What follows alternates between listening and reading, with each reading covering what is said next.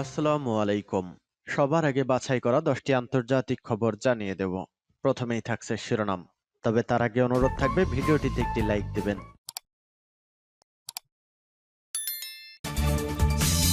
জানিয়ে দেব এই মুহূর্তে পাওয়া সর্বশেষ গুরুত্বপূর্ণ আপডেট। আন্তর্জাতিক সংবাদ। রাশিয়ার মাইন তুলতে মরিয়া সেনা, কৃষক, স্বেচ্ছাসেবক, জীবন হাতে, মৃত্যু ফাঁদে ইউক্রেন। এরপর জানিয়ে দেব ইসরায়েল ভেতর ও বাহির থেকে কঠিন পরিস্থিতির সম্মুখীন বলছে জেনারেল কায়ানি। এদিকে লাদাখে সেনাবাহিনীর গাড়ি খাদে পড়ে নিহত 9। এবং জানিয়ে দেব কোরআনের আগুন নেভাতে গিয়ে আটক সুইডিশ নারী। এদিকে রাশিয়ার 15টি ড্রোন ভূপাতিত করল ইউক্রেন। সর্বশেষ জানিয়ে দেব তাইওয়ান ঘিরে চীনের সামরিক মহড়া, যুদ্ধের দামামা। শুনছিলেন সংবাদ শিরোনাম, এখন বিস্তারিত। তবে তার আগে অনুরোধ থাকবে ভিডিওটিতে একটি লাইক এবং কমেন্টস করে জানিয়ে দিন এই ভিডিও সম্পর্কে আপনার মূল্যবান মতামত। আর হ্যাঁ বন্ধুরা, অবশ্যই এই ভিডিওটি আপনার ফেসবুকে শেয়ার করে ছড়িয়ে দিন আর জানিয়ে দিন আপনি কোন জেলা থেকে বা কোথা থেকে আমাদের সংবাদ শুনছেন এবং দেখছেন। রাশিয়ার মাইন তুলতে মরিয়া সেনা, কৃষক, স্বেচ্ছাসেবক, জীবন হাতে, মৃত্যু ফাঁদে ইউক্রেন। হাঁটতে গেলেও হিসেব করে পা ফেলতে হয় মাটির তলায়, পড়তে পড়তে ঘাপটি মেরে আছে মৃত্যু ফাঁদ। একটু অসাবধানতা আর বেখেয়াল হলেই ঘটে সাংঘাতিক দুর্ঘটনা, নির্ঘাত মৃত্যু নতুবা আজীবন বিকলাঙ্গের বোঝা। এক সময়ের সোনালী সূর্যমুখীর দেশ ইউক্রেন এখন মাইনের কারখানা। জীবন হাতে রাশিয়ার পুঁতে রাখা সেই মাইন তুলতে মরিয়া ইউক্রেনের সেনা, কৃষক এবং স্বেচ্ছাসেবক। দেশটির সীমান্তবর্তী অঞ্চলের প্রতি বর্গমিটারে 5টি করে মাইন পাওয়া যাচ্ছে। মাটির নিচে থাকা সেসব মাইনের কারণে কৃষকরা ফসল ফলাতে পারছে না, পায়ে পায়ে ভয়। সারাক্ষণই তটস্থ এই বুঝি প্রাণ গেল। রাশিয়ার হামলার পর থেকে পৃথিবীতে সবচেয়ে বেশি মাইন রয়েছে বর্তমানে ইউক্রেনে। মাইনগুলো পরিষ্কারে পর্যাপ্ত লোকবল এবং সরঞ্জামের অভাবে হিমশিম খাচ্ছেন দেশটির প্রতিরক্ষা মন্ত্রী। গার্ডিয়ান এপিএএফপি সূত্র। ইউক্রেনের প্রতিরক্ষা মন্ত্রী অলেক্সি রেজনিকভ জানান, আজকের বিশ্বে ইউক্রেনই সবচেয়ে বেশি মাইনের দেশ। শত শত কিলোমিটার মাইনফিল্ড, লাখ লাখ বিস্ফোরক ডিভাইস। রাশিয়ার পুঁতে রাখা এই মাইনগুলো আমাদের সৈন্যদের জন্য গুরুতর বাধা, তবে তা অনতিক্রম্য নয়। আমাদের কাছে দক্ষ সেপার ও যন্ত্র রয়েছে, তবে ইউক্রেনের দক্ষিণ ও পূর্বে শত শত কিলোমিটার ফ্রন্টগুলোর জন্য সেগুলো অপর্যাপ্ত। দনতস্ক অঞ্চলের ইস্টার মাইরোস্কের গ্রামে 13 জন সদস্যের শক্তিশালী ব্রিগেড মাইন পরিষ্কারের মিশনে যান, যাদের মধ্যে 5 জন আঘাতপ্রাপ্ত হন এবং 2 জনের অঙ্গহানি ঘটে।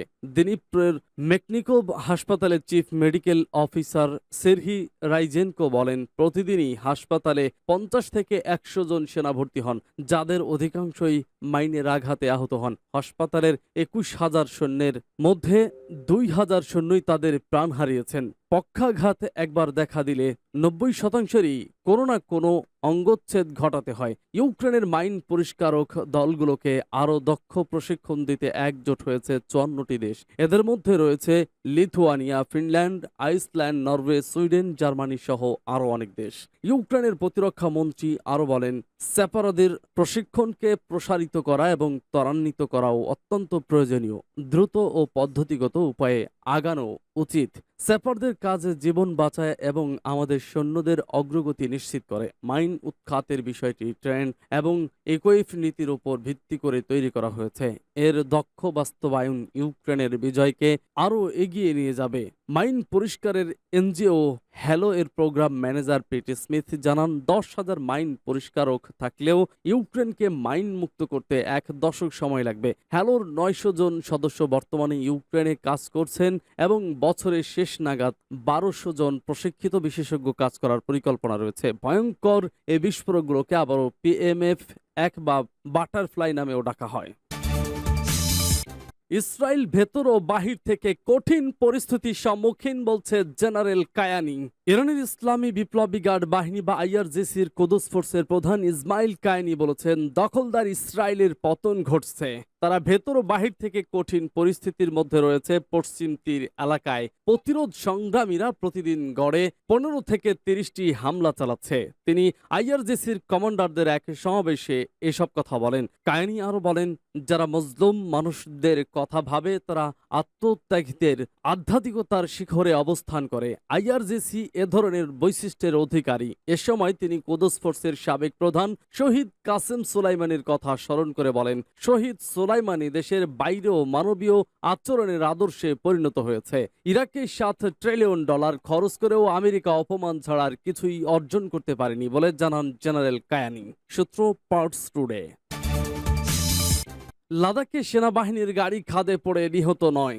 ভারতের কেন্দ্র নিয়ন্ত্রিত অঞ্চল লাদাখে সেনাবাহিনীর একটি গাড়ি খাদে পড়ে 9 সেনা সদস্য নিহত হয়েছেন। তাদের মধ্যে একজন জুনিয়র কমিশন অফিসার রয়েছেন। খবর এনডিটিভির। দেশটির সেনাবাহিনী জানিয়েছে, সেনাবাহিনীর একটি গাড়ি লাদাখের সড়ক থেকে ছিটকে নদীতে পড়ে যায়। এতে 9 সেনা সদস্য নিহত হন। সংবাদ মাধ্যম সেনাবাহিনীর বরাতে জানিয়েছে, শনিবার বিকেল 4টা থেকে 5টার মধ্যে লাদাখের লেহ শহর থেকে 150 কিলোমিটার দূরে কিয়ারিতে এ দুর্ঘটনা ঘটে। কিয়ারিতে ভারতীয় সেনাবাহিনীর একটি বিভাগীয় সদর দপ্তর রয়েছে। সেনাবাহিনীর কর্মকর্তারা জানিয়েছেন, সেনা বহরে 5টি গাড়ি ছিল। এরই মধ্যে খাদে পড়া গাড়িটিতে 10 সেনা সদস্য ছিলেন। দুর্ঘটনার পরপরই ঘটনাস্থলে পুলিশ উদ্ধার অভিযান শুরু করেছে। ভারতীয় সংবাদ সংস্থা এএনআই জানিয়েছে, দুর্ঘটনায় নিহতদের মধ্যে একজন কমিশনার ও বাকিরা সেনাবাহিনীর নৌজওয়ান। দুর্ঘটনায় গুরুতর আহত 2 জনকে হাসপাতালে ভর্তি করা হয়েছে। কোরআনের আগুন নেভাতে গিয়ে আটক সুইডিশ নারী।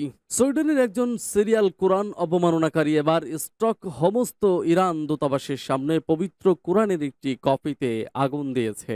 এ সময় একজন নারী পবিত্র কোরআন অবমাননার কাজে বাধা দিতে গেলে সুইডিশ পুলিশ তাকে আটক করেছে। সুইডিশ গণমাধ্যমের খবরে বলা হয়েছে, দেশটিতে আশ্রয় গ্রহণকারী ইরাকি শরণার্থী সালভান মমিকা শুক্রবার পুলিশ পাহারায় পবিত্র কোরআনের আগুন ধরিয়ে দেয়। এ সময় সে ইসলাম, মুসলমান ও কোরআনকে অকথ্য ভাষায় গালিগালাজ করে। এ দৃশ্য দেখতে সেখানে সাংবাদিক সহ বহু মানুষ সমবেত হয়। এ সময় একজন নারী কোরআন অবমাননার কাজে হস্তক্ষেপ করেন এবং আগুন নিভিয়ে কোরআনের জ্বলন্ত কপিটিকে উদ্ধার করার চেষ্টা চালান। পুলিশ এতক্ষণ কোরআনের আগুন ধরানোর কাজে বাধা না দিলেও এবার আগুন নেভানোর কাজে বাধা দেওয়া। ওই নারীকে আটক করে নিয়ে যায়। সুইডেনের গণমাধ্যমে আটক নারীর পরিচয় প্রকাশ করা হয়নি।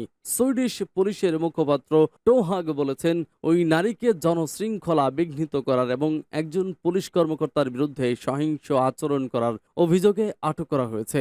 মমিকা এবং আরেক ইরাকি শরণার্থী সালভান নাজেম গত 2 মাসে স্টকহোম কেন্দ্রীয় মসজিদ ও রাশিয়ার 15টি ড্রোন ভূপাতিত করল ইউক্রেন। ইউক্রেনের প্রতিরক্ষা বাহিনী রাতে আক্রমণের সময় 15টি রাশিয়ান ড্রোন গুলি করে ভূপাতিত করেছে। উত্তর, মধ্য এবং সেই সঙ্গে পশ্চিম অঞ্চলে বিমান প্রতিরক্ষা ব্যবস্থা সক্রিয় করা হয়েছে বলে জানিয়েছে ইউক্রেনীয় বাহিনী। কিয়েভের বিমান বাহিনী শনিবার জানিয়েছে, বিমান হামলায় ইরানের তৈরি 17টি শাহেদ ড্রোন ব্যবহৃত হয়েছিল। অন্য দুটির কি হয়েছিল তা নির্দিষ্ট করে জানা যায়।